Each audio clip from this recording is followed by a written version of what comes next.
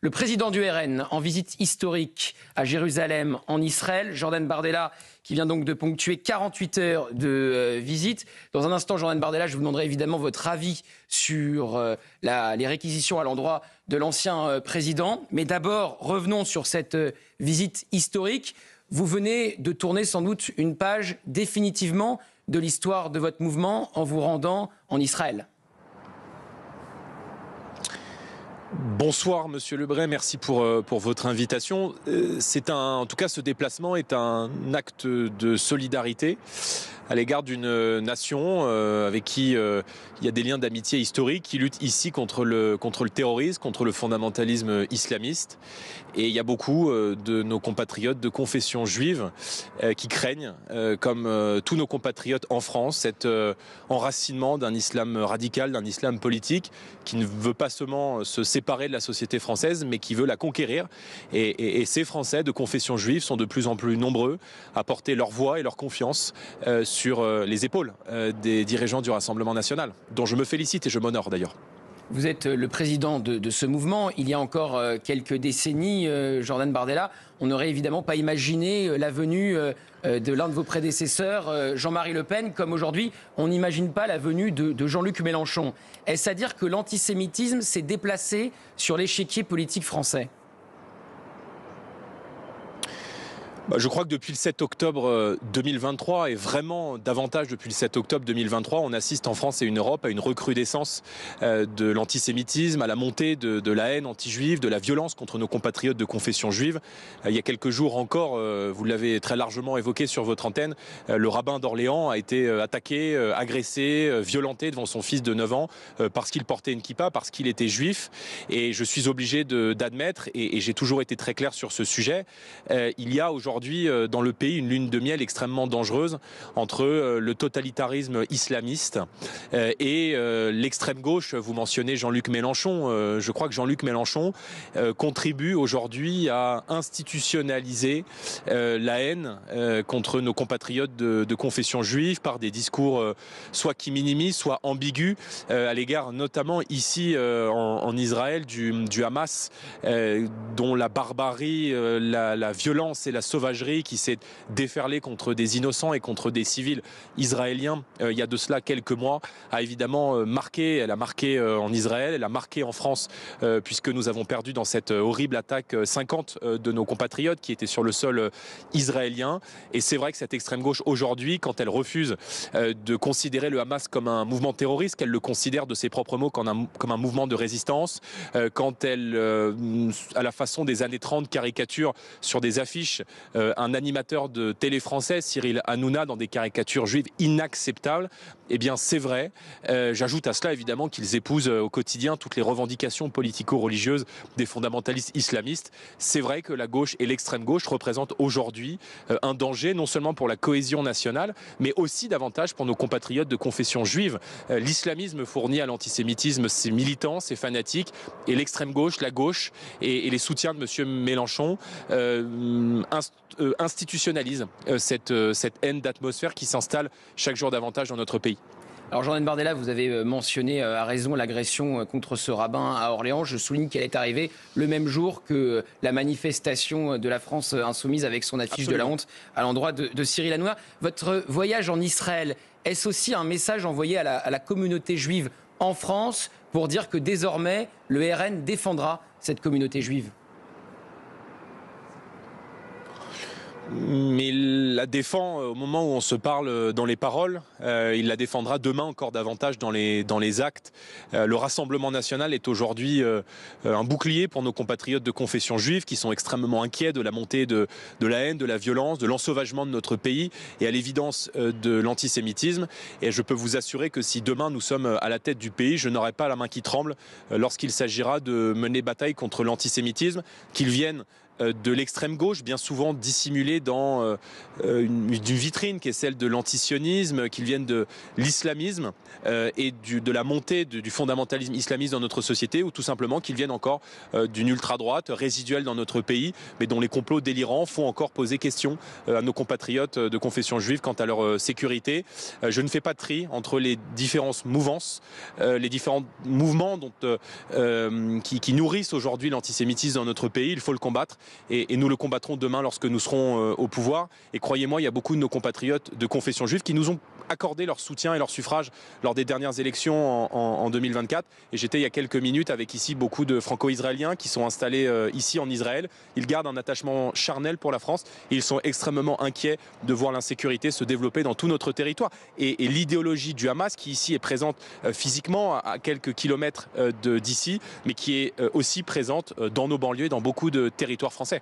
Alors hier, Jordan Bardella, vous êtes rendu au mémorial de la Shoah sur les lieux du pogrom du 7 octobre 2023 et vous avez vu aussi les images filmées par les terroristes islamistes du Hamas. Qu'est-ce que vous avez vu sur ces images ? J'aurais énormément de mal à vous décrire ce que j'ai vu hier. Je pense, pour être totalement honnête, que dans tout mon engagement politique, les images auxquelles j'ai été confronté hier sont peut-être les plus douloureuses, les plus dures et les plus traumatisantes, puisque les services de police israéliens nous ont montré les vidéos des atrocités du 7 octobre, où on a éventré des femmes, tué des civils, violé des femmes, qu'on a terminé entre guillemets avec une balle dans la tête. Enfin, j'ai vu ces horreurs et ça nous a rappelé à nous, j'étais présent ici avec Louis Alliot, le maire de Perpignan, avec Fabrice Leggeri qui est député européen. Ça nous rappelle quand on est français ce que nous avons vécu et ce que nous vivons depuis maintenant plus de 10 ans dans notre pays. Ça nous a rappelé le mode opératoire du Bataclan, de l'Hypercacher, de Charlie Hebdo, de la promenade des Anglais à Nice le 14 juillet et de tous ces Français qui sont tombés sous les balles ou les lames du fondamentalisme islamiste. Et ça nous a rappelé aussi que nous combattons la même idéologie, les mêmes fanatiques et la même mouvance qui souhaite en réalité détruire toutes les nations libres et toutes les démocraties occidentales pour ce qu'elles sont et pour ce qu'elles représentent. Et je dis, je l'affirme, beaucoup de menaces qui peuvent porter atteinte aux intérêts fondamentaux ou aux intérêts économiques d'une grande nation comme la France, mais à l'évidence, la menace existentielle et vitale qui pèse aujourd'hui sur notre nation, sur la France et sur les Français, c'est le totalitarisme islamiste. Alors votre visite, Jordan Bardella, a quand même été critiquée par le CRIF, mais aussi par l'ancien ministre de la Justice, Éric Dupond-Moretti, qui a rappelé vos propos sur Jean-Marie Le Pen et qui, on va voir son tweet, Jordan Bardella, avez-vous enfin compris, alors que vous êtes en Israël, que Jean-Marie Le Pen était antisémite ? Honte à vous, dit l'ancien garde des Sceaux. Qu'est-ce que vous avez envie de répondre à Éric Dupond-Moretti, Jordan Bardella ? Bon, qu'il se manifeste comme il l'a toujours fait d'ailleurs par ses outrances verbales. Aujourd'hui, il y a beaucoup de nos compatriotes de confession juive qui reconnaissent que le Rassemblement national n'est pas le Front national. Marine Le Pen a toujours été extrêmement claire sur ce sujet. Elle a rompu politiquement avec son père il y a plus de 10 ans, en 2015, en très grande partie en raison des ambiguïtés, des propos très durs de Jean-Marie Le Pen sur ce sujet. Marine Le Pen avait pris ses distances et je me permets de rappeler que je suis né en 1995, je suis président du Rassemblement national depuis 2022 et je n'ai jamais eu, pardonnez-moi, d'ambiguïté sur cette question. Maintenant, concernant les accusations du CRIF, ce sont des accusations politiques. Monsieur Arfi ne me critique pas en raison ou à raison de sa foi, de son intimité religieuse. Il me critique parce qu'il est de gauche et donc il y a beaucoup de nos compatriotes de confession juive qui, eux, sont de droite, qui comprennent parfaitement le sens de mon message, de mon discours et qui sont de plus en plus nombreux à l'approuver. Mais on voit bien là que ça dérange un certain nombre de gens parce que j'ai le sentiment qu'on leur enlève un peu le dernier argument qu'ils utilisaient pour diaboliser injustement les millions d'électeurs qui votent pour le Rassemblement national, son projet, ses dirigeants, évidemment son parti qui est aujourd'hui totalement irréprochable sur ce sujet. Je ne pense pas qu'on puisse en dire autant des mélenchonistes ou encore de la Macronie, de Gabriel Attal et d'Emmanuel Macron qui, l'été dernier, je veux dire il y a quelques mois, lors des élections législatives pour m'empêcher de devenir Premier ministre du pays, ont retiré leurs candidats et ont fait élire des candidats, des futurs députés ouvertement antisémites sous les couleurs de la France insoumise aux élections législatives. Et donc je pense qu'ils portent aussi, eux, même si ça se voit un peu moins en vitrine, une responsabilité très lourde sur ce climat de violence qui se diffuse aujourd'hui dans tout notre pays et en réalité dans beaucoup de pays d'Europe. Il y a une présence très symbolique à vos côtés, Jordan Bardella, c'est celle d'Arnaud Klarsfeld. Et hier, on a vu ces images sur les lieux du pogrom entre Marion Maréchal et Arnaud Klarsfeld. Donc quelque part, c'était la réconciliation pour la famille Le Pen et la famille Klarsfeld. Qu'est-ce que ça dit, selon vous, cette présence d'Arnaud Klarsfeld? Je rappelle que le père d'Arnaud Klarsfeld, qui chassait les nazis, Serge Klarsfeld, a dit qu'il votait RN face à la France insoumise. Arnaud Klarsfeld et sa famille sont d'un courage remarquable et ils sont, je crois, sur ce sujet une autorité morale que personne ne peut contester. Arnaud Klarsfeld était aujourd'hui à nos côtés lorsque j'ai rencontré le président de la Knesset, le Parlement israélien, et il a fait le déplacement aussi ici à cette conférence internationale de lutte contre l'antisémitisme à laquelle nous nous sommes tous les deux exprimés il y a quelques heures. Je veux dire, quand la famille Klarsfeld elle-même prend la parole pour dire que le Rassemblement national est aujourd'hui un parti républicain sérieux, engagé avec sincérité, force et conviction dans la lutte contre l'antisémitisme, et que le véritable danger pour nos compatriotes de confession juive, il se trouve aujourd'hui à gauche, à l'extrême gauche, et dans les rangs des islamistes du Hamas, de ses partisans et de ses soutiens en Israël, mais aussi partout dans le monde. Je pense qu'en réalité que ça clôt le débat.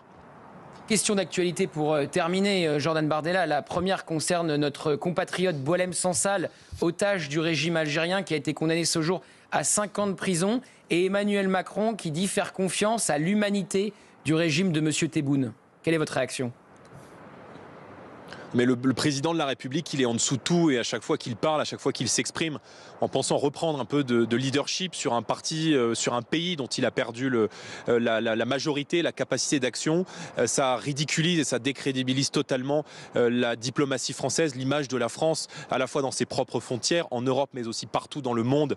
L'Algérie se comporte comme une tyrannie, elle détient dans ses geôles, dans des condamnations, dans des procédures de justice totalement arbitraires, un écrivain franco-algérien. Je veux dire, si le régime algérien craint, a peur et se sent en insécurité par les écrits, les lettres, les mots d'un écrivain, alors c'est que ce régime est extrêmement faible. En réalité, ce régime multiplie les provocations. J'ai vu ce matin que j'avais encore l'honneur, entre guillemets, d'être à la une de la presse algérienne avec des mots toujours plus injurieux les uns que les autres. On voit bien là que l'Algérie ne respecte que le rapport de force, et tant qu'on ne met pas en œuvre des mesures de fermeté diplomatique à l'égard de l'Algérie, eh bien l'Algérie continuera de multiplier les provocations. Il faut donc suspendre immédiatement les visas qui sont donnés aux ressortissants algériens, et pas seulement diplomatiques. Il faut mettre fin aux aides publiques au développement. Il faut que les Français qui nous regardent comprennent qu'avec leur argent, l'État français, par la voix notamment d'Emmanuel Macron et de M. Retailleau, finance les bourses des étudiants algériens en France. Donc on voit bien là qu'on est dans une forme non seulement de duplicité, mais de dépendance malsaine à l'égard du régime algérien. Il faut donc que de nation à nation, je ne confonds pas le peuple algérien et le gouvernement algérien, on fasse respecter la France, ses intérêts, ses frontières, mais aussi ses ressortissants. Et voyez bien là toute la communication, l'enfumage que fait le gouvernement depuis quelques semaines, M. Retailleau, M. Bayrou, en disant qu'on va sévir, on va sévir. On voit bien qu'il ne se passe rien, et que la faiblesse et la naïveté sont probablement les deux critères et les deux caractères qui font aujourd'hui peser sur la France le risque de sa disparition dans ses propres frontières, mais aussi à l'extérieur. C'est un choc politique et judiciaire, Jordan Bardella. Les réquisitions du parquet à l'endroit de Nicolas Sarkozy ont été particulièrement sévères dans l'affaire dite du financement libyen. 7 ans de prison contre l'ancien chef de l'État. Alors ce ne sont que des réquisitions. Évidemment que Nicolas Sarkozy va attendre le jugement, il fera sans doute appel, mais il est aussi menacé par un mandat de dépôt. Qu'est-ce que ça dit de notre justice, Jordan Bardella, selon vous, et comment vous jugez les réquisitions du parquet ? Et je vais vous répondre, mais vous oubliez également le risque de perdre l'autorité parentale sur son enfant. Donc on voit bien là que, et on le voit dans l'affaire de Nicolas Sarkozy, on l'a vu d'ailleurs dans beaucoup d'autres affaires, qu'une partie des juges ne juge pas en droit mais fait de la politique. Et c'est vrai que quand je vois ces réquisitions, sans évidemment préjuger du fond de ce que sera la décision, on a le sentiment dans cette affaire, comme dans beaucoup d'autres affaires, que les réquisitions qui bien souvent émanent du ministère de la Justice, c'est en tout cas en droit le lien, le fil direct qui existe, eh bien, repose sur des considérations qui sont des considérations politiques, parce que c'est Nicolas Sarkozy. Moi je pense qu'un politique n'est pas au-dessus des lois, mais il n'est pas en dessous. Jordan Bardella, je me permets une dernière question, puisque Marine Le Pen, lundi, sera face au juge. Elle risque d'être rendue inéligible si l'exécution provisoire est prononcée. C'est donc dans l'affaire des assistants parlementaires du Rassemblement national. Est-ce qu'il existe une justice politique dans notre pays? Et après les réquisitions très sévères contre Nicolas Sarkozy, est-ce que vous avez peur de l'exécution provisoire contre Marine Le Pen? Dans les réquisitions qui ont été formulées contre Marine Le Pen et contre les cadres du mouvement concernés par ce procès et ce désaccord administratif qui porte sur la façon dont travaillent des assistants au Parlement européen, une procureure avait indiqué, s'agissant d'un des dossiers, s'était laissé aller à ce lapsus, indiquant qu'elle n'avait pas d'éléments tangibles sur cette affaire, mais que ça lui ferait, je cite, trop mal de demander la relaxe. Donc on voit bien là qu'au-delà des considérations judiciaires, c'est vrai sur la question que vous me posez, mais c'est aussi vrai sur celle d'avant, il y a des considérations politiques et personnelles qui rentrent en compte et non plus des considérations totalement justes et totalement équitables. Marine Le Pen est totalement innocente des faits qui lui sont reprochés et je ne peux pas envisager qu'une décision de justice empêche une candidate, quelqu'un qui a été 3 fois candidate à l'élection présidentielle, de faire de la politique dans notre pays. Ça m'apparaîtrait extrêmement grave et je pense que ça choquerait des millions et des millions de Français. Elle est totalement innocente, comme l'ensemble des personnes qui sont dans ce dossier, et nous continuerons d'ailleurs de démontrer, de prouver notre bonne foi. Et s'il doit y avoir une condamnation, eh bien nous ferons appel. Et s'il existe des cours d'appel, c'est bien parce que les tribunaux de première instance peuvent commettre des erreurs. Et justement, au sujet de Marine Le Pen, et ça sera ma dernière question, Jordan Bardella, aujourd'hui c'est vous en Israël, peut-être demain Marine Le Pen ?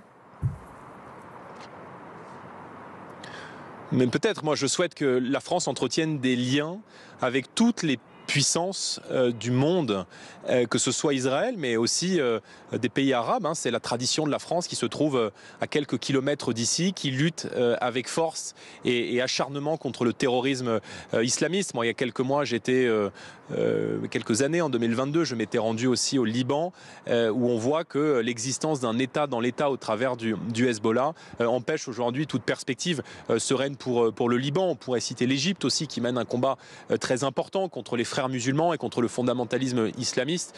Et on a parfois un peu le sentiment, quand on se déplace dans cet Orient compliqué dont parlait le général de Gaulle, qu'il arrive à certains pays, parfois des pays arabes, d'être plus durs avec le fondamentalisme islamiste que nous le sommes nous-mêmes. Donc c'est le rôle de la France.